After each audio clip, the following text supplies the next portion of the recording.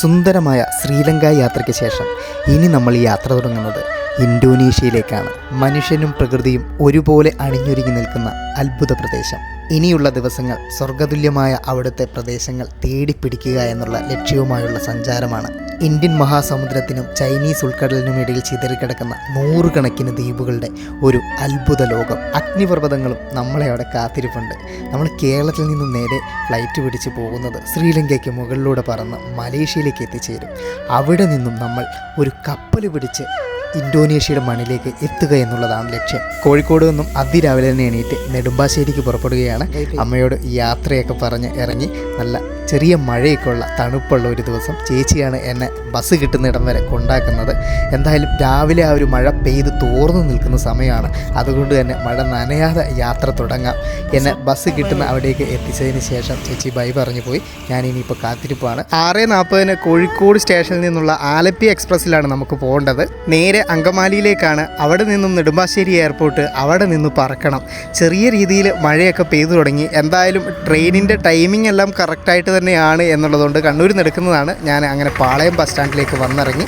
അവിടെ നിന്നും നേരെ നടന്നിട്ടാണ് റെയിൽവേ സ്റ്റേഷനിലേക്ക് പോയത്. അപ്പോഴത്തേക്കും ബസ് സ്റ്റാൻഡിൻ്റെ അവിടെയൊക്കെ ഈ ഒരു രാവിലെ ജോലിക്ക് പോകേണ്ട ആളുകൾക്കില്ല, അവരുടെയൊക്കെ ഒരു തിരക്കൊക്കെ കാണാം. അങ്ങനെ റെയിൽവേ സ്റ്റേഷനിലേക്ക് എത്തി.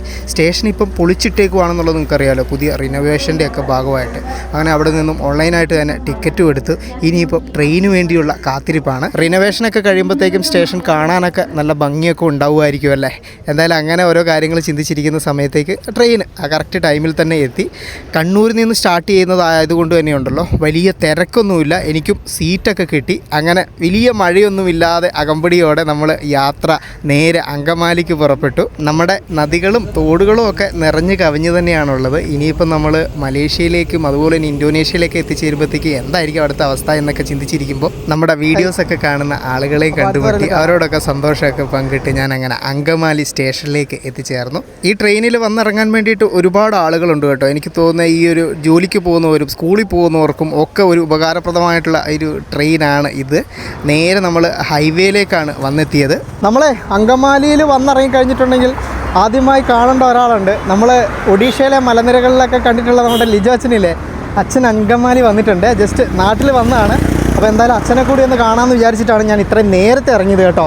അടുത്തതായി വന്ന ഒരു KSRTC ബസ്സിലേക്ക് നമ്മൾ കയറി. കറുകുറ്റി കപ്പേള എന്നാണ് ഈ ഒരു സ്ഥലത്തിൻ്റെ പേര് പറഞ്ഞത്. അപ്പോൾ ഞാനിതാ ഇവിടെ ഇറങ്ങി. ലിജോ അച്ഛനെ എവിടെയോ പോയിട്ടുള്ള, അന്നേരം ഇപ്പം വേറൊരു അച്ഛനുണ്ട്, അച്ഛൻ വരും എന്ന് പറഞ്ഞു. ഇതാണ് കേട്ടോ എന്നെ കൂട്ടാൻ വരും എന്ന് പറഞ്ഞ ഒരച്ഛനെയാണ് ഞാൻ പ്രതീക്ഷിച്ചത്. പക്ഷെ വണ്ടി നിറച്ച് ആൾക്കാർ വന്നിട്ടുണ്ട്. സെൻറ്റച്ചോ നമസ്കാരം. എന്തുണ്ട് വിശേഷങ്ങൾ? സുഖമായിട്ടിരിക്കുന്നു. ഈ അച്ഛനും നമ്മളുമായിട്ടൊരു കണക്ഷൻ ഉണ്ട്. എങ്ങനെയാണെന്നറിയാവോ, ഞാൻ ശ്രീലങ്ക പോയ സമയത്ത് അവിടുത്തെ ഒരു സ്ഫോടനമൊക്കെ നടന്ന ഒരു പള്ളിയൊക്കെ കാണിച്ചിട്ടില്ലായിരുന്നു. അന്നേരം ഇപ്പോൾ പറഞ്ഞില്ലായിരുന്നു മലയാളിയായിട്ടുള്ള ഒരു അച്ഛനെ ആ ഒരു സമയത്ത് ഇവിടെ ഉണ്ടായിരുന്നു, അനുഭവങ്ങൾ പറഞ്ഞെന്നുള്ളത്. ആ അച്ഛനാണ് ഈ അച്ഛൻ കേട്ടോ. അച്ഛൻ എത്ര നാളുണ്ടായിരുന്നു ശ്രീലങ്കയിൽ? ഞാനവിടെ 8 വർഷം ശ്രീലങ്കയിൽ ഉണ്ടായിരുന്നു. 2019 അവിടെ ഞാൻ പോയി നിന്ന് സെമിനാരി അവിടെ തന്നെയായിരുന്നു അല്ലേ? അവിടെ തന്നെയായിരുന്നു. അവിടെ ഒരു ജസ്റ്റ് എസ്കേപ്പ് പറയാം. അല്ലേ? അന്ന് ഇവിടെ നമ്മുടെ ഈസ്റ്ററിന്റെ കുർബാനയുടെ സമയത്ത് ആൾക്കാരിൽ ഉണ്ടായതായിരുന്നു. ആ സമയത്താണ് അവിടെ ബോംബ് സ്ഫോടനം നടക്കുന്നത്. അപ്പൊ അതൊക്കെ നേരിട്ട് കണ്ട് ദൈവത്തിന് കൊണ്ട് ജസ്റ്റ് രക്ഷപ്പെട്ട് പോകുന്നതാണ്. ശരിക്കും ആ ഒരു അനുഭവം ഞാൻ അന്ന് ആ ഒരു പള്ളി കാണിച്ച് പറഞ്ഞിട്ടുണ്ടായിരുന്നു. എന്നാലും അന്നേരം ഞാൻ അച്ഛൻ്റെ കാര്യം ഇങ്ങനെ മെൻഷൻ ചെയ്തായിരുന്നു, ഇങ്ങനെ പറഞ്ഞിട്ടുണ്ടായിരുന്നു എന്നുള്ളത്. എന്താ ബാക്കിയുള്ള ആൾക്കാരെ ഹായ്. ഇന്നുണ്ടല്ലോ ഒരു കാര്യമുണ്ട്. എന്താണെന്ന് വെച്ചിട്ടുണ്ടെങ്കിൽ യാത്ര പോകുമല്ലോ, അപ്പോൾ അതിന് മുമ്പായിട്ട് ഒരു പുണ്യപ്രവൃത്തി ചെയ്തിട്ട് പൊക്കോളാൻ എന്നോട് ലിജോ അച്ഛൻ പറഞ്ഞു കേട്ടോ. അച്ഛൻ എന്തായിരുന്നു വെച്ചാൽ ആ പുണ്യപ്രവൃത്തി? നമ്മുടെ ഒരു സംഘടനയുണ്ട് ഇവിടെ, യുഫ്ര എന്ന് പറയുന്നത്, യങ് ഫ്രാൻസിസ്കൻസ്. അതിനകത്ത് അംഗങ്ങളാണ് ഇവിടെ വണ്ടി ഓടിക്കുന്നതും കൂടെ ഇരിക്കുന്ന പിള്ളേരൊക്കെ യുഫ്രയിലെ അംഗങ്ങളാണ്. അപ്പൊ നമ്മൾ ഒരു വർഷത്തോളമായി നമ്മുടെ ഒരു പ്രോഗ്രാം തുടങ്ങിയിട്ട്, അതായത് പാവപ്പെട്ടവർക്ക് നമ്മൾ ഒരു 50 അല്ലെങ്കിൽ 60ഓളം പൊതിച്ചോറുകൾ വിതരണം ചെയ്യാന്നുള്ളത്. അപ്പൊ അത് തുടങ്ങിയത് മുതൽ ഇന്ന് വരെ അതിനൊരു ബ്രേക്ക് ഉണ്ടായിട്ടില്ല. അപ്പൊ അതിന് ഇവര് പല വീടുകളിൽ പോയിട്ട് പൊതിച്ചോറ് കളക്ട് ചെയ്യും. അതുപോലെ തന്നെ അത് നിന്ന് ഇവിടെ ഇങ്ങനെ റോഡ് സൈഡിലൊക്കെ ഇരിക്കുന്നവർക്കും സ്റ്റാൻഡിലുള്ളവർക്കൊക്കെ നമ്മൾ കൊണ്ടുപോയി കൊടുക്കും. അപ്പൊ അതാണ് മെയിൻ ആയിട്ടുള്ളത്. അപ്പൊ അത് കൊടുക്കാനായിട്ട് ഇവരൊക്കെ വരും. നമ്മുടെ ആശ്രമത്തിൽ നിന്ന് ഒരു 10-25 പൊതി പാക്ക് ചെയ്യും. അങ്ങനെ ഇവിടെ വരുന്ന ആൾക്കാരുകൾക്ക് നമ്മളത് ഡിസ്ട്രിബ്യൂട്ട് ചെയ്യാം. ആദ്യമേ നമ്മളുണ്ടല്ലോ ബസ് സ്റ്റാൻഡിലേക്ക് ഇതിനായിട്ട് കാത്തു നിൽക്കുന്ന എന്തായാലും ഒരാൾക്ക് ഭക്ഷണം കൊടുക്കുക, വിശന്നിരിക്കുന്ന സമയത്ത് ഏറ്റവും വലിയൊരു പുണ്യപ്രവൃത്തി എന്നുള്ളതാണ് ഞാൻ മനസ്സിലാക്കുന്ന ഒരു കാര്യം.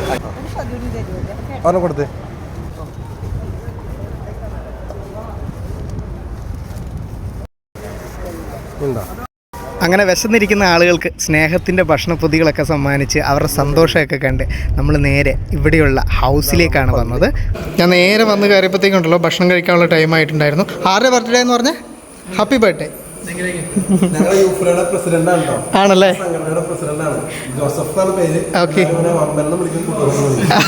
ഓക്കെ. അങ്ങനെ അവരോടൊപ്പം ഇരുന്ന് ഞാൻ ഉച്ചഭക്ഷണം ഗംഭീരമാക്കി. ഇവിടെയുള്ള പലർക്കും നമ്മളെയും നമ്മളുടെ ചാനലും അറിയാം. ഇതാണ് കേട്ടോ അൽഫോൺസ് അച്ഛനോടും അവിടെയുള്ള ബാക്കിയുള്ളവരോടൊക്കെ നമ്മളുടെ യാത്രകളുടെ വിശേഷങ്ങളും ശ്രീലങ്കൻ എക്സ്പീരിയൻസുകളും ഒക്കെ ഞാനിങ്ങനെ പറഞ്ഞു. ഇതാണ് ഹൗസിനോട് ചേർന്നിട്ടുള്ള പള്ളി. നമ്മുടെ ലിജോ ജോസ് പല്ലിശ്ശേരി, നമ്മളുടെ പെപ്പയൊക്കെ ഇല്ലേ, അവരൊക്കെ വരുന്ന പള്ളിയാണ് കേട്ടോ. ശരിക്കും അവിടുത്തെ ആ ഒരു ജനലുകളിലെ ആ ഒരു ചിത്രപ്പണികളാണ് എനിക്ക് വല്ലാതെ ഒരു ആകർഷണമായിട്ട് തോന്നിയത്. പിന്നീട് അവിടെയൊക്കെ ചുറ്റി കാണിച്ചു തന്നെ അൽഫോൺസ് അച്ഛൻ ഇവിടുത്തെ വിശേഷങ്ങൾ പലതും പങ്കുവെച്ചു. അപ്പോഴേക്കും നമ്മളുടെ ലിജോ അച്ഛനും എത്തി. ഈ കാണുന്നതൊക്കെ അച്ഛൻ്റെ കുടുംബക്കാരാണ് കേട്ടോ. 11 മണിക്ക് വരാമെന്ന് പറഞ്ഞിട്ട് അച്ഛോ 11 മണി കഴിഞ്ഞു, സമയം 4 മണിയായി. അത് ഞാൻ പെട്ടെന്നുള്ള പ്ലാനല്ലേ. എന്തുണ്ട്, നമ്മൾ കുറേ നാളിന് ശേഷമാണ് കാണുന്നത്. നമ്മൾ അവസാനം ഇവിടുന്ന് കണ്ടത് ഒഡീഷയിൽ നിന്നല്ല കണ്ട, ബാലസോറിന്ന്. വേണ്ട മുടി അങ്ങനെ തന്നെ വെച്ചാൽ മതി. എന്തുണ്ട് അച്ഛൻ വിശേഷം? എന്താണ് നാട്ടിലെന്താ പരിപാടി? നല്ല വിശേഷം. നാട് കാണാൻ വേണ്ടി വന്ന കുറേ നാൾക്ക് ശേഷം ഇവിടെ കുറച്ച് പണിയൊക്കെ ചെയ്യാൻ വേണ്ടി വന്ന. നിങ്ങളിലെ പല ആൾക്കാരും പറയില്ലല്ലേ, എനിക്ക് ഒരുപാട് അച്ഛന്മാരുമായിട്ട് കണക്ഷൻ കിട്ടുന്നുണ്ട്, ഞാൻ എവിടെ പോയിട്ടുണ്ടെങ്കിലും അച്ഛന്മാരെ കാണാൻ പറ്റുന്നുണ്ടെന്നുള്ളത്. അതിന് മെയിൻ കാരണക്കാരൻ ലിജോ അച്ഛനാണ് കേട്ടോ. അച്ഛനാണ് എനിക്ക് ഓരോ ആൾക്കാരെ പരിചയപ്പെടുത്തി തരുന്നത്. നമ്മളുടെ പുതിയതായിട്ട് വന്ന ആളുകളുണ്ടെങ്കിൽ നിങ്ങൾക്ക് നമ്മളുടെ പഴയ ഒഡീഷ, നമ്മളൊരു 2-3 വർഷമല്ല, 3 വർഷം മുമ്പ് നമ്മൾ ഒഡീഷയെ കൂടിയൊക്കെ പോയിട്ടുണ്ടായിരുന്നു. അന്ന് റായ്പൊങ്ക എന്നൊക്കെ പറയുന്ന സ്ഥലത്ത് ഞാനും അച്ഛനും കൂടി കാടൊക്കെ കയറിയിട്ട്. അപ്പം ആ ഒരു വീഡിയോ കണ്ടു നോക്കിയിട്ടുണ്ടെങ്കിൽ ലിജോ അച്ഛന് നിങ്ങൾക്ക് കറക്റ്റായിട്ട് മനസ്സിലാവും. രാത്രി 10:30 നമ്മളുടെ ഫ്ലൈറ്റ്. ഒരു 3 മണിക്കൂർ മുമ്പെങ്കിലും എയർപോർട്ടിൽ എത്തണം. അവർ രണ്ടുപേരും കൂടി എന്നെ നേരെ നെടുമ്പാശ്ശേരി എയർപോർട്ടിലേക്ക് ഡ്രോപ്പ് ചെയ്തു. ടെർമിനൽ 3 ഇൻ്റർനാഷണൽ ബ്ലോക്കിലായിട്ടാണ് കേട്ടോ നമ്മൾ നേരെ പോയത്. ഇവിടെ നിന്നും ഫ്ലൈറ്റ് കയറി മലേഷ്യയിൽ ചെന്നിറങ്ങിയിട്ട് ഷിപ്പിന് പോകണമെന്ന് ഞാൻ നിങ്ങളോട് പറഞ്ഞില്ലായിരുന്നോ? അതിൽ ഈ ഷിപ്പ് ഉണ്ടോ ഇല്ലയോ എടുക്കുമോ എന്നുള്ളതൊക്കെ ഒരു അനിശ്ചിതത്വമാണ് കേട്ടോ. Thank you.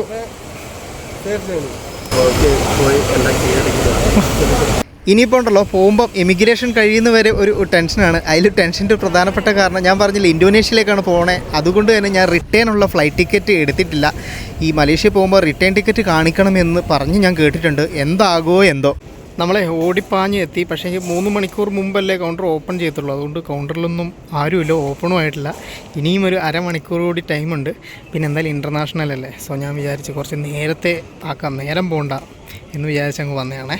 അങ്ങനെ കറക്റ്റ് 3 മണിക്കൂർ മുമ്പ് തന്നെ കൗണ്ടറൊക്കെ ഓപ്പൺ ചെയ്തു. അങ്ങനെ നമുക്ക് ബോർഡിംഗ് പാസ് കിട്ടി. വലിയ തിരക്ക് ഇല്ല കേട്ടോ.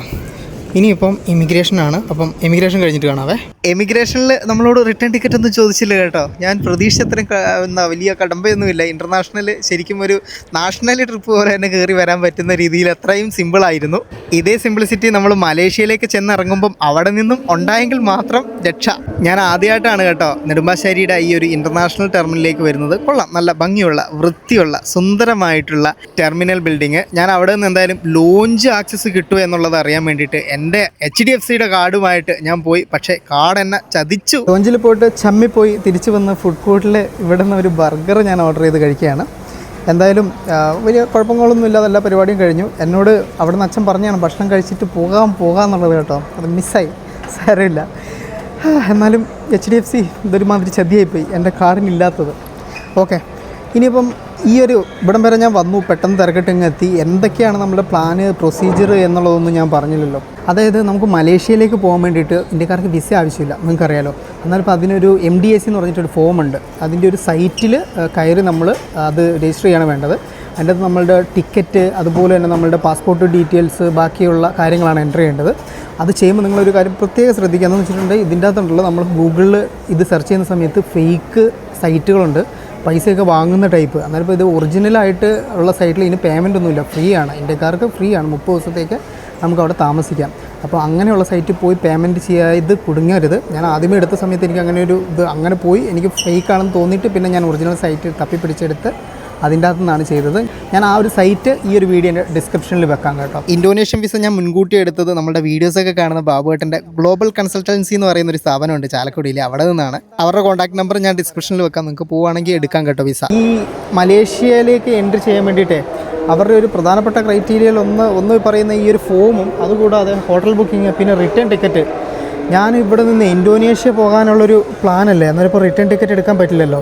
അത് കഴിഞ്ഞ് ഇന്തോനേഷ്യ പോയിട്ട് എത്ര ദിവസം ഇന്തോനേഷ്യയിലുണ്ട് എന്നുള്ളതും നമ്മൾ പ്ലാൻ ചെയ്തില്ല. അവിടുത്തെ ഒരു ക്ലൈമറ്റ് മറ്റു കാര്യങ്ങളൊക്കെ അനുസരിച്ച് എത്ര നേരം നമുക്ക് നിൽക്കാൻ പറ്റും എന്നുള്ളതിനൊക്കെ അനുസരിച്ച് വേണം നമുക്ക് ശരിക്കും അത് ചെയ്യാൻ വേണ്ടിയിട്ട്.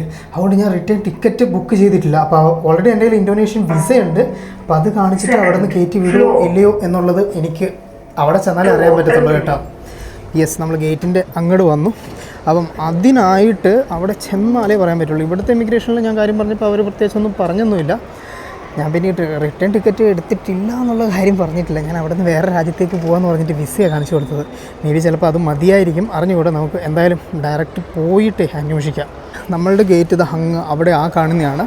പിന്നെ വേറൊരു കാര്യം എന്താണെന്ന് വെച്ചിട്ടുണ്ടെങ്കിൽ, എന്നോട് ഇവിടെ നിന്ന് എയർലൈൻ്റെ അവർ ഈ ഒരു ഷോമണീൻ്റെ കേസൊന്നും പറഞ്ഞിട്ടില്ല. എങ്ങനെയൊക്കെ ആ ഒരു രാജ്യത്തൊക്കെ സഞ്ചരിക്കുന്ന സമയത്ത് അങ്ങനെയൊക്കെ ചില സ്ഥലത്ത് ചോദിക്കാറൊക്കെ ഉണ്ട്. ഇപ്പോൾ ഇന്ത്യക്കാർക്ക് കുറേം കൂടി ഈസിയാണ് അങ്ങോട്ടേക്കുള്ള ട്രാവൽ എന്നാണ് ഞാൻ കേട്ടത്. മേ ബി അതുകൊണ്ടൊക്കെ ആയിരിക്കാം. എന്തായാലും നമുക്ക് അവിടെ ചെന്നിട്ടുള്ളത് അന്വേഷിക്കാം. ഇങ്ങനെ പോകുമ്പോഴേ കുറച്ചധികം ടെൻഷൻസ് നമുക്കുണ്ട്. എന്താണെന്ന് വെച്ചിട്ടുണ്ടെങ്കിൽ, ഒന്ന് ഈ പറയുന്ന കാര്യങ്ങളൊക്കെ ഡോക്യുമെൻറ്റ്സൊക്കെ ശരിയാണോ എന്നുള്ളത്, അങ്ങനെ ഒരു ടെൻഷൻ. അതുകൂടാതെ ഈ പറയുന്ന ഷോമണി പോലെ, ബുക്കിംഗ് പോലെ, റിട്ടേൺ പോലെ അങ്ങനെയുള്ള സാധനങ്ങളൊക്കെ ഇല്ലെങ്കിൽ അവരെന്ത് പറയും എന്നുള്ളൊരു ടെൻഷൻ വേറെയും. അപ്പം ഇവിടുത്തെ ഇമിഗ്രേഷൻ കഴിഞ്ഞ് അടുത്ത ഇമിഗ്രേഷൻ വന്നാൽ മാത്രമേ നമുക്ക് ആ ഒരു കാര്യത്തിലൊരു സമാധാനമാവുള്ളൂ കേട്ടോ. നമ്മളുടെ ബോർഡിങ്ങിൻ്റെ ടൈമായി. അത്യാവശ്യം വലിയ ലേറ്റ് ഒന്നുമില്ല കേട്ടോ, ഒരു 10 മിനിറ്റ് ലേറ്റ് അത്രയേ ഉള്ളേ. ഇവിടെ നിന്നും 10:30 എടുക്കുന്ന ഫ്ലൈറ്റ് അവിടുത്തെ ടൈം 5:30 ആകുമ്പോഴാണ് ലാൻഡ് ചെയ്യുന്നത്. അതായത് നമ്മളുടെ രാജ്യവും ഇന്തോനേഷ്യ മലേഷ്യയും തമ്മിൽ ടൈം ഡിഫറൻസ് ഉണ്ട്. അത് എത്രയാണെന്നുള്ളത് ഞാൻ കറക്റ്റ് ചെക്ക് ചെയ്തിട്ട് പറയാം. 2.5 മണിക്കൂർ ആണ് എന്ന് തോന്നുന്നു കേട്ടോ. 2-2.5 മണിക്കൂറാണ്. നമ്മളെ ഏറ്റവും ബേക്കിൻ്റെ തൊട്ട് ഫ്രണ്ടിലുള്ള സീറ്റിലാണ് കേട്ടോ കിട്ടിയത്. പിന്നെ ഞാൻ പ്രത്യേകം വിൻഡോ സീറ്റ് ചോദിച്ചായിരുന്നു. അവർ വിൻഡോ തന്നു. പക്ഷേ പുറത്തോട്ടുള്ള കാഴ്ചകളൊന്നും കാണാനില്ല, മൊത്തം ഫോഗാണ് കേട്ടോ. പിന്നെ ഈ രാത്രിയിൽ പുറത്തെ കാഴ്ചകൾ കാര്യമായിട്ട് കാണാനില്ല. എന്തായാലും നാളെ രാവിലെ പുലർച്ചെ നമ്മൾ കോലാലംപൂരിൻ്റെ ആകാശത്തിന് മുകളിൽ എത്തുമ്പോൾ എന്തായാലും സ്വർണ്ണവർണ്ണ കാഴ്ചകൾ നമുക്ക് വേണ്ടി കാത്തുണ്ടാകും എന്നുള്ള പ്രതീക്ഷ. ഫ്ലൈറ്റ് പൊങ്ങുന്ന സമയത്ത് ഒരു നെഞ്ചിടിപ്പായിരുന്നു കേട്ടോ. കാരണം ആ ഒരു അഹമ്മദാബാദിലെ ഫ്ലൈറ്റ് അപകടത്തിന് ശേഷം അവിടുത്തെ വാർത്തകളും അതിൻ്റെ വിശകലനങ്ങളൊക്കെ കണ്ടു. വീട്ടിലിരുന്ന് ഇങ്ങനെ കണ്ട് ആദ്യമായിട്ട് പിന്നീട് ഇറങ്ങിയ ആദ്യത്തെ ഫ്ലൈറ്റ് യാത്രയാണ്. അന്നേരം ഇപ്പം അതിൻ്റെ ഒരു ഭീതി മനസ്സിലുണ്ട്. എത്രയൊക്കെ പറഞ്ഞാലും ശരിക്കും ഞാൻ ഈ ഒരു ഫ്ലൈറ്റിൽ കയറിയ സമയത്ത് ഞാൻ ചിന്തിച്ചത്, അന്നത്തെ ആ ഒരു ഫ്ലൈറ്റ് അങ്ങനെ ക്രാഷായി എന്നുള്ള ന്യൂസ് കണ്ടിട്ട് അതിൻ്റെ തൊട്ടടുത്ത മണിക്കൂറുകളിൽ യാത്ര ചെയ്ത ആളുകളില്ലേ, അവരുടെ എത്രമാത്രം പേടി ഉണ്ടാകും എന്നുള്ളതാണ്. ആ ഒരു സമയത്ത് അഷ്റഫൊക്കെ യാത്ര പോയിട്ടുണ്ടായിരുന്നു തായ്ലൻഡിൽ. അപ്പം ഞാനിങ്ങനെ മെസ്സേജ് അയച്ചപ്പോൾ അഷ്റഫൊക്കെ പറഞ്ഞു, ഞാൻ മറന്നിരിക്കുകയാണ്, നീ വെറുതെ ഓരോന്ന് പറഞ്ഞ് ഓർമ്മിപ്പിക്കല്ലേ എന്നുള്ളത്. എന്തായാലും ആ ഒരു യാത്രയിൽ മരണപ്പെട്ട ആളുകളുടെ ആത്മാവിന് നിത്യശാന്തി നേർന്നുകൊണ്ട് തന്നെ നമുക്ക് ഈ ഒരു യാത്ര ഇവിടെ ആരംഭിക്കാം. പിന്നെ ഫ്ലൈറ്റ് യാത്ര എന്ന് പറയുന്നത് ശരിക്കും ലോകത്തിലെ ഏറ്റവും സേഫസ്റ്റ് ആയിട്ടുള്ള ഒരു ട്രാവൽ മെത്തേഡാണ് എന്നാണ് പറയുന്നത്. കാരണം ഇതിൻ്റെ അപകട നിരക്കൊക്കെ വളരെയധികം കുറവാണ്. ഞാൻ ഗൂഗിൾ മാപ്പ് എടുത്ത് വെച്ച് അതിൻ്റെ GPS ഓൺ ചെയ്ത് നമ്മൾ ഫ്ലൈറ്റ് പോകുന്ന ഏതിൻ്റെയൊക്കെ മുകളിലൂടെയാണ് എന്നുള്ളത് നോക്കുമ്പോൾ ശ്രീലങ്കയുടെ മുകളിലേക്ക് നമ്മളെത്തി.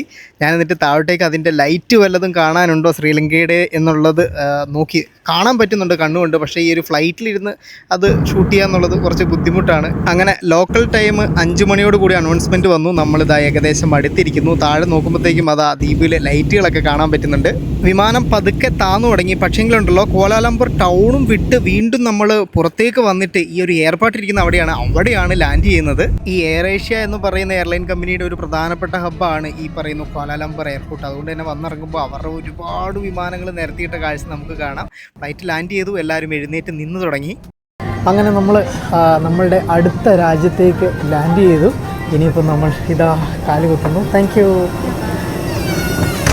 കാല് നമ്മൾ എയറോ ബ്രിഡ്ജിലോട്ട് കുത്തി. ഇനിയിപ്പം നമ്മളെ സംബന്ധിച്ച് നമ്മുടെ കയ്യിൽ ലഗേജുകളൊന്നുമില്ല. ആകെ ഈ കാണുന്ന ഒരു ബാഗ് മാത്രമേ ഉള്ളൂ. അതുകൊണ്ട് തന്നെ ലഗേജിനൊന്നും വെയിറ്റ് ചെയ്യേണ്ട ആവശ്യമില്ല. നേരെ നമ്മൾ ഇമിഗ്രേഷനിലോട്ട് പോകുന്നു. ഇമിഗ്രേഷനിൽ ചെന്നിട്ട് ഞാൻ പറഞ്ഞില്ലേ, മറ്റേ ടെൻഷനുകൾ അതൊക്കെ ഒന്ന് ഫിനിഷ് ചെയ്യണം. എൻജോയ്. അവർ നാട്ടിൽ നിന്ന് ഫുക്കറ്റ് പോവുകയാണ് കേട്ടോ. ഫുക്കറ്റ് പോകാനായിട്ട് വന്നതാണ്. വളരെ വലിയൊരു എയർപോർട്ടാണ് കോലാലംപൂർ എന്ന് പറയുന്നത്. അതുകൊണ്ട് തന്നെ ഒരുപാട് ദൂരം നമുക്ക് നടക്കാനായിട്ടുണ്ട് കേട്ടോ. ഇമിഗ്രേഷൻ ടുൻടാം ബാക്സി. നമ്മൾ മലേഷ്യയിലെത്തി. മലായി ഭാഷയാണ് ഇനി ഞങ്ങളുടെ ഉള്ളത്. രാവിലെ തന്നെ നമുക്കൊരു മോർണിംഗ് വാക്കാകാം. ഇതിൻ്റെ പുറത്ത് വാക്ക് ചെയ്തിട്ടുണ്ടെങ്കിൽ നമ്മൾ കുറച്ചധികം നേരത്തെ അങ്ങെത്തും. രാവിലെ ആയതുകൊണ്ടാണെന്ന് തോന്നുന്നു. മൊത്തത്തിൽ നമ്മൾ ഈ ഒരു ഫ്ലൈറ്റിൽ വന്ന ആളുകൾ മൊത്തത്തിലൊരു വിജനത. പിന്നെ വലിയ കുറേ ടെർമിനലുകളുണ്ടല്ലോ. ഇത് ടെർമിനൽ 2-ലാണ് നമ്മൾ വന്നിട്ടുള്ളത്. അതുകൊണ്ട് തന്നെ അതിൻ്റെ മെയിൻ ഭാഗത്തേക്ക് അത്യാവശ്യം കുറച്ചധികം നടക്കാനുണ്ട് കേട്ടോ. എൻ്റെ അമ്മ, ഇത് അങ്ങറ്റം വരെ നമുക്ക് എത്താനുള്ളതാണ്. ഓ, ഇവിടെ ഇതിൻ്റെ പൊക്കത്ത് കയറിയില്ലെങ്കിൽ ശരിയാവില്ല. ഇത് തന്നെ ശരണം. പിന്നെ വേറെ രാജ്യത്തേക്ക് വരുന്ന സമയത്ത് നമുക്ക് കറൻസി വേണമല്ലോ. ഞാൻ പതിവ് പോലെ തന്നെ ലുലു ഫോറക്സിലെ കോഴിക്കോടുള്ള അവിടെ നിന്നാണ് മാറ്റിയത്. അത്യാവശ്യം നല്ല റേറ്റ്. അത് ഞാൻ ഡോളറും എടുത്തു, അതുപോലെ തന്നെ മലേഷ്യൻ റിങ്കറ്റ്, കുറച്ച് പൈസ ഇവിടെ നിന്ന്. ഇനിയിപ്പോൾ ഇവിടെ നിന്ന് എയർപോർട്ടിൽ നിന്ന് മാറ്റണ്ട, കാരണം എയർപോർട്ടിൽ കുറച്ചല്ലേ കിട്ടുള്ളൂ. അപ്പം അതുകൊണ്ട് എയർപോർട്ടിൽ നിന്ന് പുറത്ത് കിടക്കാനുള്ള അത്രയും ഒരു 500 റിങ്കറ്റും കൂടി ഞാൻ ചേഞ്ച് ചെയ്തെടുത്തിട്ടുണ്ട്. സിം നമുക്ക് വേണമെങ്കിൽ എയർപോർട്ടിൽ നിന്ന് തന്നെ എടുക്കാം. അതിന് ഒരുപാട് ഓപ്ഷൻസ് ഇവിടെ അവൈലബിൾ ആണ്. ഇതെല്ലാം ഈ ഇവിടുത്തെ ഈ ഒരു ട്യൂൺ ടോക്ക് എന്ന് പറയുന്ന ഒരു കമ്പനിയുടെ ഇതാണ്. ഇതിൻ്റെ ഏറ്റവും കുറവുള്ളത് റിങ്കറ്റ് 30. അതായത് നമ്മുടെ ഒരു 600 രൂപ റേഞ്ചിൽ 40 GB 7 ഡേയ്സിന് കിട്ടുന്നൊരു പ്ലാന്. ഞാൻ 1 വീക്കിനുള്ളത് അതേ എടുത്തിട്ടുള്ളൂ. വേറെയും ഓപ്ഷൻസ് ഉണ്ട് ഇവിടെ, മതി. അപ്പം നമുക്കങ്ങനെ നെറ്റായി കഴിഞ്ഞിട്ടുണ്ടല്ലോ, പിന്നെ നമുക്ക് എന്തുമാകാം. ഒരു ഫ്രീഡം കിട്ടിയ പോലെയാണ്. ഞാൻ ഇപ്പോൾ എടുത്ത സിമ്മിൻ്റെ റേറ്റ് അതാണോ, ഇനിയിപ്പോൾ അതിന് കൂടുതൽ ഉണ്ടോ എന്നുള്ളത് പുറത്ത് പോയി അന്വേഷിച്ചാൽ മാത്രമേ അറിയത്തുള്ളൂ. എന്തായാലും ഞാൻ പുറത്ത് പോയും കൂടി അന്വേഷിക്കാം. ഇപ്പോൾ എന്തായാലും എനിക്ക് നെറ്റ്വർക്ക് ഇല്ലാതെ പരിപാടി നടക്കത്തില്ല എന്നുള്ളതുകൊണ്ട് ഇവിടെ നിന്ന് തന്നെ എടുത്തതാണ്. നൈറോബിയിൽ വരുന്ന ഫ്ലൈറ്റുകളിലുള്ള ആളുകളുടെ ഉണ്ടല്ലോ, യെല്ലോ ഫീവറിൻ്റെ ചെക്ക് ചെയ്യുന്ന സെൻറ്ററും ഇവിടെയുണ്ട് കേട്ടോ. ഇമിഗ്രേഷൻ, അവിടെ ഇമിഗ്രേഷൻ, ഈ ഒരു ഇമിഗ്രേഷൻ്റെ ബോർഡ് തപ്പിയാണ് ഞാൻ ഓടിക്കൊണ്ടിരിക്കുന്നത്. എല്ലാ ആൾക്കാരും പല ഭാഗങ്ങളിൽ, ഇത്രയും വലിയ എയർപോർട്ടില്ല, അതുകൊണ്ട് തന്നെ വന്ന ആളുകളൊക്കെ പല ഭാഗങ്ങളിലായിട്ട് ചെതറിപ്പോയിട്ടുണ്ട്. ഓരോരുത്തർ ഓരോ കാര്യങ്ങൾ, ബാഗേജ് എടുക്കേണ്ടവർ അങ്ങനെ പോയി, പിന്നെ സിം എടുക്കേണ്ടവർ അങ്ങനെ പോയി, പിന്നെ കുറച്ച് ആൾക്കാർ മുമ്പിൽ പോകുന്നുണ്ട്. എന്തായാലും ഇത് തന്നെ ഇവിടെയുണ്ട് ഇമിഗ്രേഷൻ എന്ന് എഴുതിയിട്ടുള്ളത്. ഇവിടെ നിന്ന് റൈറ്റ് അല്ലേ. ഹായ്, നമുക്ക് വേണ്ടൊരു സാധനം ഇവിടെ ഉണ്ട്, ടൂറിസ്റ്റ് ഹെൽപ്പ് ഡെസ്ക്. ഇവിടെ നിന്ന് എങ്ങനെ പോർട്ട് ഡിക്സൺ എന്ന് പറയുന്ന സ്ഥലത്തേക്കാണ് പോകേണ്ടത്. എങ്ങനെയാണെന്ന് ഞാൻ ചോദിച്ചു നോക്കട്ടെ. ഉത്തരം കിട്ടി. ഇവിടെ ഒരു ബസ് കൗണ്ടറുണ്ട് ലെവൽ 1-ൽ. അപ്പം അവിടെ പോയിട്ട് ബസ്സിന് ആ ഒരു ഭാഗത്തേക്കുള്ള ബസ്സിന് കയറി പോയാൽ മതി. അപ്പോൾ ആദ്യമേ ഇമിഗ്രേഷൻ, ഇനി അങ്ങോട്ട് ക്യാമറയില്ലേ. അങ്ങനെ നമ്മളുടെ പരിപാടി കഴിഞ്ഞു. വിചാരിച്ച പോലെ ഒന്നും തന്നെ ചോദിച്ചില്ല. ജസ്റ്റ് ഞാൻ എൻ്റെ പാസ്പോർട്ട് കൊടുത്തു. അത് കഴിഞ്ഞിട്ട് അത് സ്കാൻ ചെയ്തു. എത്ര ദിവസം ഉണ്ട് എന്ന് എന്നോട് ചോദിച്ചു. ഞാൻ പറഞ്ഞൊരു 5 ദിവസം കണക്ക് പറഞ്ഞു. ഓക്കെ. ആ ട്രാവൽ മറ്റേ നമ്മളുടെ ആ ഒരു എൻട്രി ഇല്ല, അതൊക്കെ ഓൾറെഡി ഓൺലൈനിൽ ചെയ്യുന്നതുകൊണ്ട് ഓൾറെഡി ഇവർക്ക് കാര്യങ്ങളൊക്കെ കിട്ടും. അതുകൊണ്ട് തന്നെ കാര്യങ്ങളൊക്കെ പെട്ടെന്ന് എളുപ്പമാണ്. അത്രയും വലിയ ക്യൂ ആണെങ്കിലും എല്ലാം പെട്ടെന്ന് കഴിഞ്ഞു കേട്ടോ. ഇനിയിപ്പോൾ എന്തായാലും ഞാൻ പുറത്തേക്ക് ഇപ്പോഴേ ഇറങ്ങുന്നില്ല, കാരണം സൂര്യൻ്റെ വെളിച്ചമൊന്ന് വീഴട്ടെ, പകലാവട്ടെ, എന്നിട്ട് പുറത്തിറങ്ങാം. അല്ലെങ്കിൽ പോർട്ട് ഡിക്സണിൽ ഇപ്പോഴേ പോയാലോ, എന്താ ചെയ്യുക. ലുവാൻ കെലുവാർ എന്ന് വെച്ചിട്ടുണ്ടെങ്കിൽ പുറത്തോട്ട് പൊക്കോളൂ, വേ ഔട്ട്. ഇങ്ങോട്ടാണെന്ന് തോന്നുന്നു കേട്ടോ. യെസ്, ഇതാ കെലുവാർ. അപ്പോൾ നമ്മൾ മലേഷ്യയിൽ വന്നിട്ട് ആദ്യത്തെ ഇവിടുത്തെ ഭാഷ പഠിച്ചു. കെലുവാർ എക്സിറ്റ്, പുറത്തോട്ടുള്ള വഴി, പുറത്തേക്ക് എന്നൊക്കെ അർത്ഥം വരുന്ന കെലുവാർ. ഇറങ്ങിയ അവിടെ എല്ലാ ബോർഡും ഉണ്ട്. ബസ്സിന് നേരെയാണ് പോകേണ്ടത്. എന്താ ബസ് ആൻഡ് ടാക്സി. ഇതെന്തത് ക്ലിയ എക്സ്പ്രസ്സോ, ട്രെയിനുണ്ടോ? നമുക്ക് എന്നാലും ബസ് പിടിക്കാം, ട്രെയിനൊക്കെ പിന്നെ നോക്കാം. ഇവിടെ എക്സ്ചേഞ്ച് റേറ്റുകൾ കൊടുത്തിട്ടുണ്ട്. US ഡോളറിന് 3.89 തരുന്നുള്ളൂ. ശരിക്കും മാർക്കറ്റ് വാല്യൂ 4.2 ഉണ്ട് കേട്ടോ ഇന്നത്തെ. അത്രയും കുറവാണല്ലോ. എന്തായാലും നമ്മൾ ആ ഒരു 500 റിങ്കറ്റ് എടുത്ത് വെച്ചുകൊണ്ടേ നമുക്ക് ഒരു 1-2 ദിവസമൊക്കെ പിടിച്ച് വെക്കാൻ അതെല്ലാം മതി. 2-3 ദിവസമൊക്കെ പിടിച്ച് വെക്കാൻ അതൊക്കെ മതിയാകും എന്ന് പ്രതീക്ഷിക്കുന്നു. ഇവിടെ ഒരു ഭാഗത്തുണ്ടല്ലോ, പുലർക്കാലേ തന്നെ ഇതാ പൊരിഞ്ഞ് നിൽക്കുന്ന കളർഫുൾ കോഴികളാണ് കേട്ടോ കാഴ്ചയെ. വാവ്. നേരെ ട്രാൻസ്പോർട്ടേഷൻ ഹബിൻ്റെ ബോർഡ് നോക്കി നടന്നു. അത് അങ്ങ് അവിടെ താഴെ വലിയ ബസ്സുകളൊക്കെ ഓടുന്നുണ്ട്. ലെവൽ 1-ൽ ടാക്സി ഹയർ ചെയ്യാനുള്ളത്, അതുപോലെ തന്നെ നമുക്ക് വണ്ടി റെൻ്റ് എടുക്കാനുള്ളത്, അങ്ങനെയുള്ള എല്ലാ സംഭവങ്ങളും ഇവിടെയുണ്ട്. അപ്പോൾ അങ്ങനെ പോകേണ്ട ആളുകൾ ഇങ്ങോട്ട് വന്നാൽ മതി. ട്രാൻസ്പോർട്ടേഷൻ ഹബ്ബ് ബസ്സിൻ്റെത് ആ ഒരു സൈഡിലോട്ടാണ് പോകേണ്ടത് കേട്ടോ. എന്തായാലും ആ കാര്യത്തിലൊരു തീരുമാനമായി കേട്ടോ.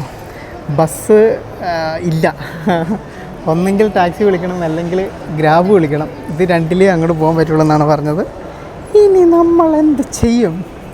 ഗ്രാബ് എന്ന് പറയുന്നത് നമ്മുടെ ഈ ഓലയൊക്കെ പോലെയുള്ള ഇവിടുത്തെ ഒരു ആപ്പാണ്. ഇത് തന്നെ നമ്മളുടെ തായ്ലൻഡിലൊക്കെ ഉണ്ട്. അവിടെ നിന്ന് ഇവിടെ ഇരിക്കാനൊരു സ്ഥലം കിട്ടി.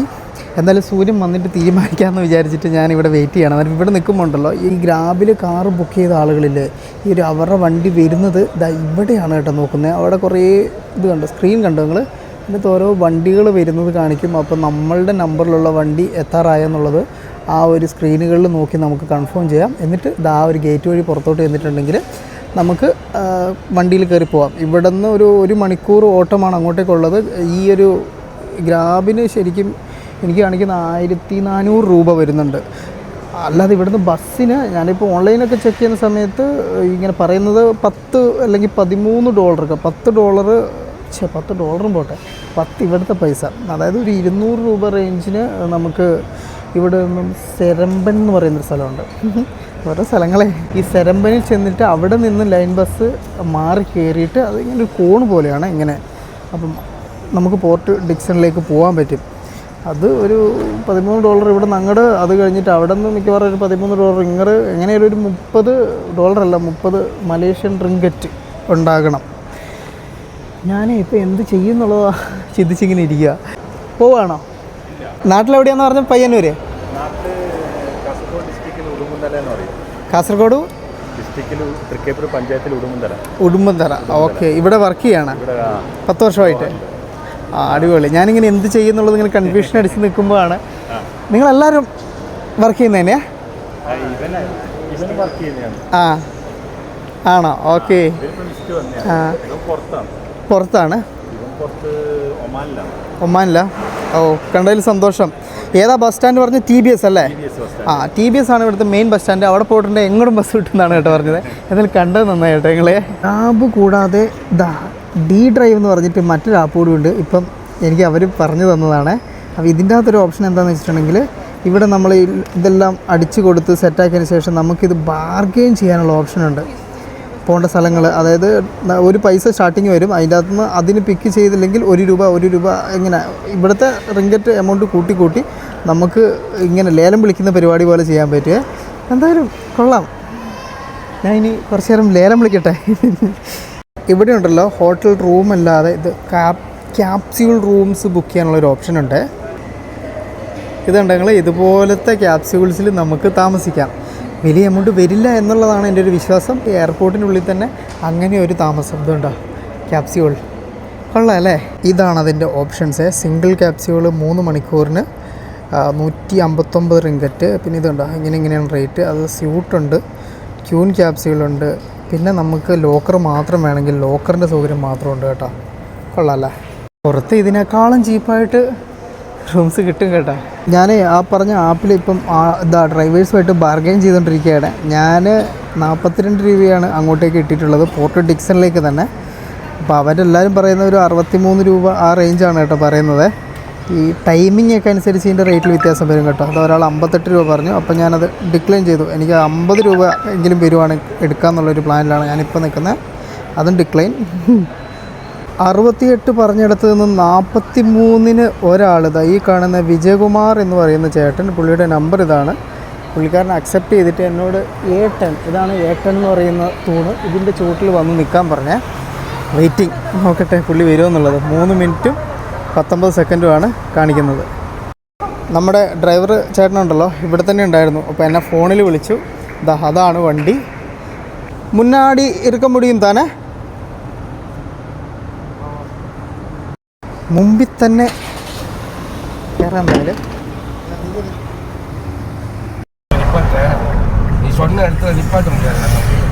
அங்கே நிப்பாட்டிடு. ஏன்னா இதில் எனக்கு 43 தான் காமிக்குது, அதனால தான். ഓക്കെ. ആളുണ്ടല്ലോ ഗജ ഫ്രോഡാണ്. ഗജ എന്ന് പറഞ്ഞാൽ ഗജാന്തര ഫ്രോഡ്. അതായത് 43-ന് ഇതിന് അക്സെപ്റ്റ് ചെയ്തിട്ട് എന്നോടിപ്പോൾ ഓടുന്ന വട്ടത്തിൽ പറയും. എനിക്കതൊരു സംശയം വന്നിട്ട് ഞാൻ പറഞ്ഞു എത്രയാണ് നിങ്ങളുടെ ഇതിൻ്റെ അകത്ത് കാണിക്കുന്നതെന്ന് പറഞ്ഞപ്പോൾ അയാളുടെ ഇതിൻ്റെ അകത്ത് 43 പക്ഷേ എങ്കിൽ പുള്ളിക്കാരൻ 430 വേണമെന്ന്. അത് ഇവിടെ 0 കാണിക്കത്തില്ല, 430 കാണിക്കത്തുള്ളൂ. തമിഴ് പറയുന്ന ആളാണ്, തമിഴ് സംസാരിക്കുന്ന ആളാണ്. പക്ഷേങ്കിൽ നല്ല പണി. നോക്കിയങ്ങളെ, ഞാൻ ക്യാഷിനെ പറ്റിയിട്ട് ഇപ്പം ഞാൻ ഇവിടെ നിന്ന് സംസാരിച്ചില്ലായിരുന്നെങ്കിൽ അവിടം വരെ പോവും. അവിടെ എത്തിയിട്ട് 430 ആണെന്ന് പറഞ്ഞത് അത് നേരെ 10 ഇരട്ടി അവർ പറഞ്ഞു വാങ്ങും. ഞാൻ നിർബന്ധിച്ച് എനിക്ക് പറ്റില്ല, എൻ്റെ കയ്യിൽ അത്രയും പേയ്മെൻ്റ് ഇല്ല, അത് ചെയ്യാൻ പറ്റില്ല, ക്യാഷ് ഇല്ല എന്ന് പറഞ്ഞിട്ടാണ് കേട്ടോ അവസാനം പുള്ളി വണ്ടി ഇവിടെ നിർത്തിയത്. പിന്നെ ഞാൻ നോർമലായിട്ട് സംസാരിക്കാൻ ശ്രമിച്ചു, അങ്ങനെ ചൂടൊന്നും ആയില്ല. കാരണം വേറെ രാജ്യമാണ്, ചങ്ങായാണ്, ആചാരഭാവമാണ്. അപ്പോൾ അതിൻ്റെ ആവശ്യമില്ല, നമുക്ക് തന്ത്രപരമായി മാറുക എന്നുള്ളത് മാത്രമേ ലക്ഷ്യമുള്ളൂ. എന്തായാലും എനിക്ക് ആ ഒരു എയർപോർട്ടിൻ്റെ അവിടെ നിന്ന് പുറത്തിറങ്ങണം എന്ന ഒരു ആഗ്രഹമുണ്ടായിരുന്നു. അതെന്തായാലും പൈസയൊന്നും കൊടുക്കാതെ ഇവിടം വരെ എത്തിച്ച്. അവിടെ നിന്നൊരു ഒരു 2 കിലോമീറ്റർ പുറത്തേക്ക് വന്നിട്ടുണ്ടാവും. ഞാൻ എന്തായാലും കുറച്ച് ദൂരം നടക്കട്ടെ, ഈ ഒരു ജംഗ്ഷൻ പോലെ എന്തെങ്കിലും കാണുന്ന ഒരു ഭാഗം വരെയേ. ആദ്യമേ തന്നെ വള്ളിയാണല്ലോ അല്ലേ? ബസ് ഇനിയിപ്പോൾ 11:30 വിടുന്നുള്ളൂ. അതാണെങ്കിൽ 20 കൊടുത്തിട്ടുണ്ട്. സെമ്പാറൻ അവിടെ പോകണം. അവിടെ നിന്ന് വീണ്ടും 20 കൊടുത്തിട്ട് വേണം പോർട്ട് അങ്ങോട്ടേക്ക് പോകാൻ വേണ്ടി. എന്തായാലും 40 വരും. അതുകൊണ്ടാണ് ഞാൻ പിന്നെ വണ്ടി എങ്കിൽ ഒരു 50 റേഞ്ച് കിട്ടുവാണെങ്കിൽ ഇതിന് തന്നെ ഡയറക്റ്റ് അങ്ങോട്ട് പോകാമെന്ന് വിചാരിച്ചത്. പക്ഷെ പണിപാളി. ഷേട്ടാ പോന്നോ, സൂക്ഷിക്കണം കേട്ടോ. നമ്മളെ തുടക്കത്തിൽ ചെറിയ പാളിച്ചകളൊക്കെ സംഭവിക്കുന്നത് നല്ലതാണ്. ഇതുപോലുള്ള കള്ളന്മാരെ നമുക്ക് തിരിച്ചറിയാൻ പറ്റുമല്ലോ. നേരെ ഇതാ ഇവിടെയുള്ള ഒരു പെട്രോൾ പമ്പിലോട്ട് വന്നു. പെട്രോനാസ് എന്ന് പറഞ്ഞ് ഇവിടങ്ങളിലെ പെട്രോൾ പമ്പ് നിങ്ങൾക്കറിയാലോ, ഫുഡും ബാത്റൂമും എല്ലാ സൗകര്യങ്ങളും ഉള്ളതായിരിക്കും. അപ്പം അതിന് മാത്രമേ പോട്ടെ, അതിനങ്ങോട്ട് വന്നേ. ഇവിടുത്തെ വണ്ടികളുടെയൊക്കെ നമ്പർ പ്ലേറ്റ് കണ്ടോ നിങ്ങൾ, കറുപ്പ് കളറ്, അതിൻ്റെ അകത്ത് വെളുപ്പെടുത്ത് JGK, ഇതെല്ലാം ഓരോ പ്രൊവിൻസുകളായിരിക്കും അല്ലേ, TCX അങ്ങനെയൊക്കെ പറഞ്ഞിട്ട് ആണ്. ഇതുണ്ട്, ഇങ്ങനെയാണ് നമ്പർ പ്ലേറ്റുകളുള്ളത്.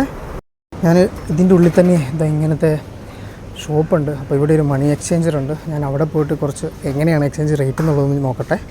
നോക്കി 4 ആണ് കേട്ടോ ഇവിടെ ഇവർ കൊടുക്കുന്നത്. ഇന്നത്തെ റേറ്റ് 4.22 ആണ് കേട്ടോ.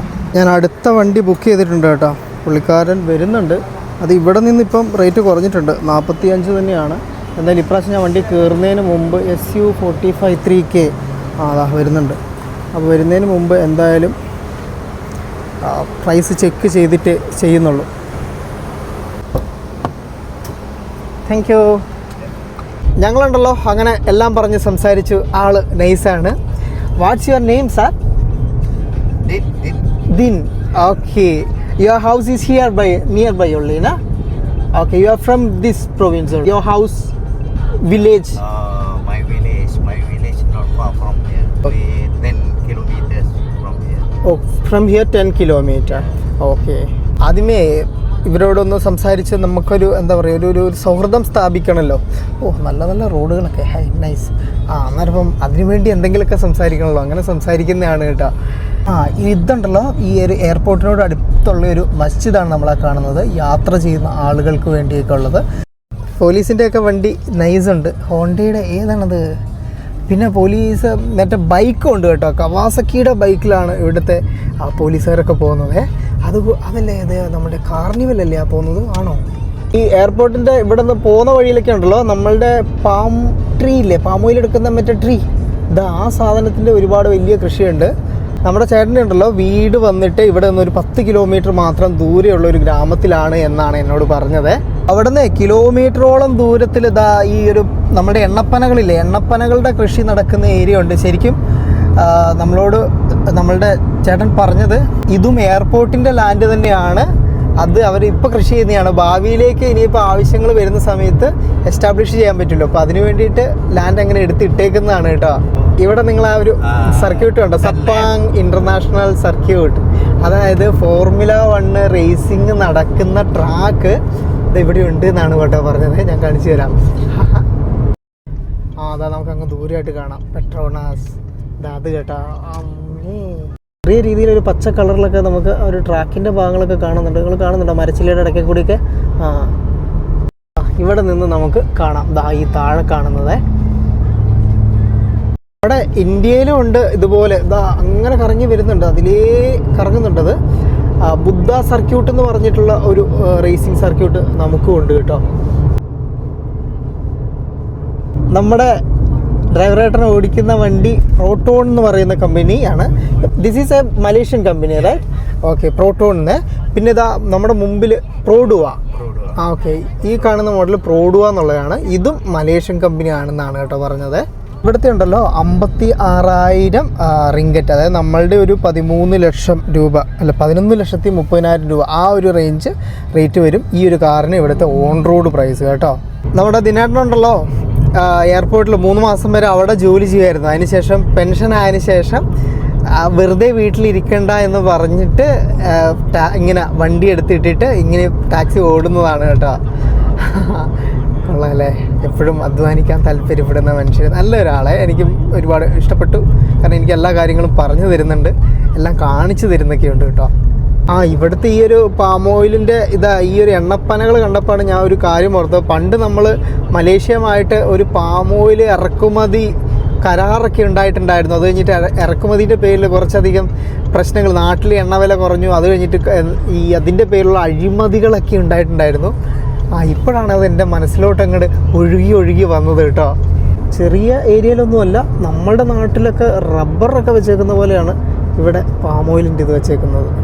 ആ മെയിൻ റോഡിൽ നിന്നും നമ്മൾ ചെറിയൊരു റോഡിലോട്ടാണ് വന്ന് കയറിയത്. നമ്മുടെ കോലാലംപൂരിൽ നിന്നും അത്രേ ദൂരമേ ഉള്ളൂ, ഒരു 50 കിലോമീറ്റർ റേഞ്ചിൽ വരുന്ന ഒരു സ്ഥലം. അവിടെ നിന്ന് ശരിക്കും ഒരു ഷിപ്പ് നമുക്ക് ഇന്തോനേഷ്യയിലേക്ക് ഉണ്ടെങ്കിൽ ശരിക്കും ഈ കോലാലംപൂർ നമ്മുടെ മലേഷ്യ കാണാൻ വരുന്ന ആളുകൾക്ക് അതുകൂടി കണക്ട് ചെയ്യാം. അപ്പം അതൊരു നല്ല എക്സ്പീരിയൻസ് ആയിരിക്കും. എന്തായാലും ഞാൻ പോയി ഒന്ന് കണ്ടുപിടിക്കട്ടെ കേട്ടോ, അങ്ങനെ ഒരു സംഭവം ഉണ്ടോ, അത് ശരിക്കും വോർത്താണോ എന്നൊക്കെയുള്ളത്. ഇന്നത്തെ ദിവസം ഉണ്ടല്ലോ അത്യാവശ്യം ചെറിയൊരു ക്ലൗഡി ആയിട്ടുള്ള ഒരു അന്തരീക്ഷമാണ്. അതുകൊണ്ട് തന്നെയാണ് ഒരു പ്രസന്നത കുറവില്ല നിങ്ങൾക്ക് വിഷ്വലിൽ, അതുകൊണ്ടാണ് കേട്ടോ. എൻ്റെ പ്രസന്നതയ്ക്ക് കുറവ് വന്നത് നമ്മൾ ജസ്റ്റ് ഇതൊരു ഗിയർ മാറുന്ന പോലെയാണെന്നുള്ളത് നിങ്ങൾക്ക് അറിയാമല്ലോ. ഞാനിപ്പോൾ ഫസ്റ്റ് എപ്പിസോഡ് തുടങ്ങിയതേ ഉള്ളൂ. ഓരോ എപ്പിസോഡ് കഴിയുന്നതിന് നമ്മളങ്ങനെ ഈ ഒരു മാലപ്പടക്കത്തിന് തിരികെ കൊളുത്തുന്നത് പോലെ ഇങ്ങനെ കൊളുത്തി കൊളുത്തി കൊളുത്തി കൊളുത്തി അങ്ങനെ കയറും കേട്ടോ. അത് പ്യുവർലി ഡിപ്പെൻഡ് ഓൺ നിങ്ങളുടെ സപ്പോർട്ട് കൂടിയാണ്. നിങ്ങളിങ്ങനെ കമൻറ്റിൽ തരുന്ന സപ്പോർട്ടാണ് എന്നെ അങ്ങനെ എനർജിയിലോട്ട് എത്തിക്കുക. അപ്പം നല്ല നല്ല കമൻറ്റുകളൊക്കെ ഇട്ട്. നമ്മൾ ഈ ഒരു ഭാഗത്ത് കാണുന്നുണ്ടല്ലോ ചൈനീസ് സിമിട്രിയാണ് കേട്ടോ. ആ ചൈനീസ് വംശജരായിട്ടുള്ള ആളുകൾ അവരെ അടക്കുന്ന സിമിട്രിയെ ആണ് ഇവിടുത്തെ ഉൾഭാഗത്തെ ചെറിയ ടൗണുകളൊക്കെ ഏകദേശം ഉണ്ടാവുക. കണ്ടില്ലേ നിങ്ങൾ?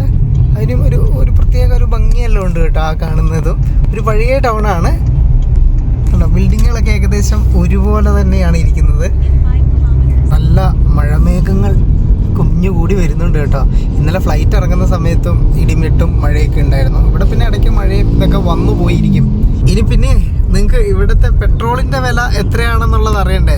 അതായത് 2 റിങ്കറ്റ് എന്ന് പറഞ്ഞിട്ടുണ്ടെങ്കിൽ നമ്മളുടെ ഒരു 41 രൂപയാണ് കേട്ടോ ഇവിടെ. അത്രയും വിലയുള്ള പെട്രോളിന് റേറ്റ് കുറവാണ്. നമ്മളങ്ങനെ ഇതാ ഓൾമോസ്റ്റ് ആ ഒരു പോർട്ട് ഡിക്സൻ്റെ അങ്ങോട്ടേക്ക് എത്താറായി. അതിൻ്റെ ഒരു ബോർഡാണ് നമ്മളിവിടെ കാണുന്നത്, പോർട്ട് ഡിക്സൺ. കണ്ട, പൂർണ്ണമായും എത്തിയിട്ടില്ല. ഇനിയൊരു 3 കിലോമീറ്റർ കൂടി, അത്രയും ദൂരം കൂടിയുണ്ട്. നമ്മുടെ വലത് സൈഡിലായിട്ട് ഇതാ കടൽ അങ്ങനെ വന്നു തുടങ്ങി. ഇവിടെ നിന്ന് ഈ കാണുന്നതൊക്കെയും നമ്മളുടെ പോർട്ട് ഡിക്സൻ്റെ ടൗൺ ഏരിയകളാണ്. ആദ്യമേ ഞാൻ പോകുന്നത് ഇവിടുത്തെ ടെർമിനലിലേക്കാണ്. ഫെറിക്കൊരു ടെർമിനലുണ്ട്. ഈ ടിക്കറ്റ് ബുക്കിങ്ങിൻ്റെ കാര്യങ്ങളൊക്കെ അവിടെ ചെന്നാലാണ് നമുക്ക് അറിയാൻ പറ്റുക. അപ്പോൾ ആദ്യം അവിടെ പോയി അതിൻ്റെ കാര്യങ്ങൾ എന്തൊക്കെയാണെന്ന് അറിഞ്ഞിട്ട് നമുക്ക് തിരിച്ചിങ്ങോട്ടേക്ക് വന്ന് ഇവിടുത്തെ കാഴ്ചകളിലോട്ടൊക്കെ പോകാം. എന്നെ ഇവിടെ ആക്കി ഇതാ അദ്ദേഹം തിരിച്ചുപോയി. നെഞ്ചിടിപ്പോടെ ഞാൻ കാത്തിരിക്കുകയാണ് നമുക്ക് ഇവിടെ നിന്നും ഇന്തോനേഷ്യക്ക് ഷിപ്പിന് പോകാൻ പറ്റുമോ ഇല്ലയോ എന്നുള്ളതറിയാൻ. വീഡിയോയ്ക്ക് ഒരു ലൈക്ക് മറക്കല്ലേ.